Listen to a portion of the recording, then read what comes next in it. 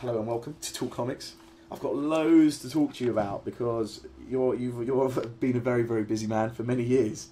So first of all, I'd like to ask you a couple of things about being one of the people to be at the beginning of 2000 AD. I mean, it's the most known and respected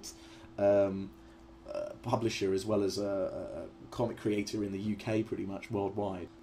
2000 AD, my inspiration for 2000 AD came very firmly from France, not from America and not from British comics.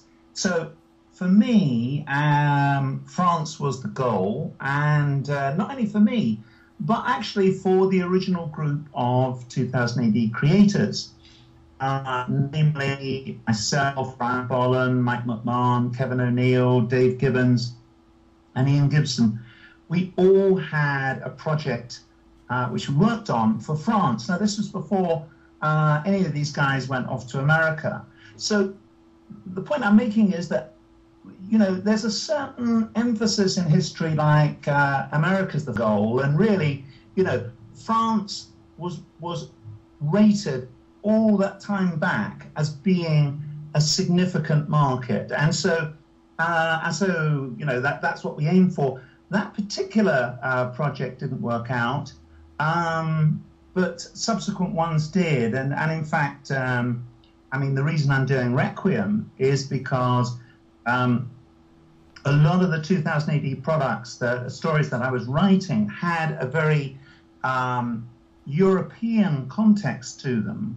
And I think this was recognized in France. And so therefore, these stories built up in France, and so yeah, I've been writing for them for quite a while. I mean, the example that springs to mind, of course, is Slaying the Horned God, which was you know, a big success in France.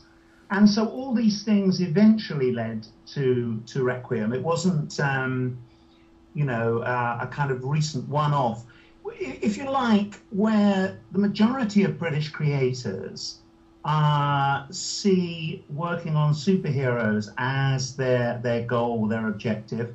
I always saw working for France as my objective, and you know, Requiem is part of that that policy, if you like.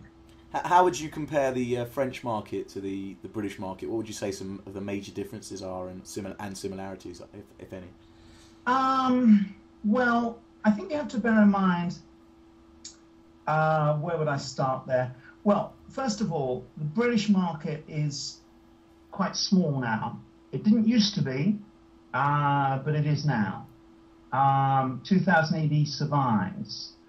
If you look at the French comic market and you go into comic book shops there, it is thriving, it is prosperous, it is doing really well. Now, because of the Anglo-American bias that we have, it's perhaps not generally recognized that, you know, number one in the world is manga. Number two is France. Number three is America. And I think that's the important thing to bear in mind. Number three is America. The French comic market is huge. They say they're having the sorry to cut you up. No, go on. They're saying that they're having the biggest convention in the world coming up soon, I believe, in France. In Angoulême. That's right. Yes. Yeah, Angoulême is. Well, I would say. I mean, having been to Angoulême and to San Diego, I would say actually there's not that much in it, other than saying San Diego is a bloody sight warmer. Right. Angoulême, it's in January, and it's in a fairly hilly part of France where it always seems to be bloody raining. But yeah, I mean, it's a huge event. So I think the similarities and the differences start with those factors.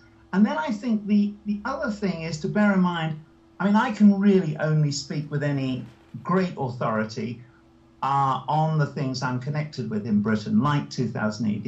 And I think that the comic, when it started, was very influenced by the French, particularly, say, Nemesis, which is really, you know, if it was in colour, it would be appearing in France. It's in black and white, so that's one difference. there is market resistance in France to black and white comic books, as indeed there is to a lesser extent perhaps in the States. But I think where we have trodden in a similar road to France, I think that is a really good thing. It doesn't mean that we have to have what you might call the French art house style stories, but we can adapt what the French do really well, namely beautiful artwork, beautiful backgrounds, high production values. We can adapt those to the UK market, and that's essentially what I've been doing in my career.